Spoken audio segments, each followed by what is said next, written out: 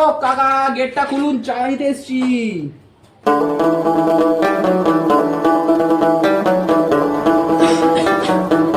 তোরা চাঁদা নিতে এসছিস?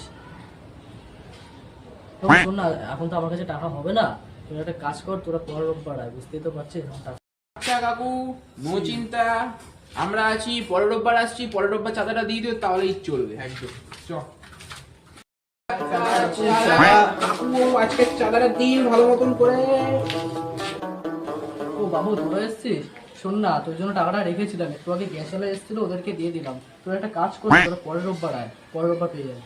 চলে বলো, আগের সপ্তাহে আসলাম, তুমি বললে দিতে পরের সপ্তাহে আসতে, আজকে আবার বলছো যে এরকম গ্যাসের জন্য। এরকম করলে কাকু চলে না, বলো পরের সপ্তাহে আসছি, পরের সপ্তাহে তুমি টাকাটা দেবে, ব্যাস, এটাই লাস্ট কথা। চল তো ভাই। ভাই বুড়োর একদিন করতে লাগবে অবস্থা, শালা টাকা দিচ্ছে না, 2 সপ্তাহ ধরে আসছি। ও কাকু, বেরো বেরো, চাঁদাটা নিতে এসছি, আজকে চাঁদাটা কিন্তু ক্লিয়ার করো কিন্তু। ও তোরা কতটা তোদের? কাকু 2000 টাকা, 2000 টাকা মার, ব্যাস 2000 টাকা, আর বেশি আর লাগবে না। ও শোন না, আমার কাছে তো এখন 2000 টাকা নেই, আমার মেয়ে শপিং এর জন্য টাকা নিয়ে গেছে, আমার কাছে এখন 200 টাকা আছে, তোরা 200 টাকা নে।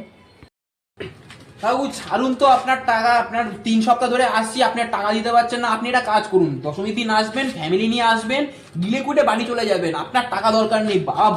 ভগবান করুক আপনার কাছ থেকে যেন টাকা না লিখে লাগে। ভাই চত, ভাই চত, এইসব মানুষদের কাছে টাকা যায় নাকি? চল।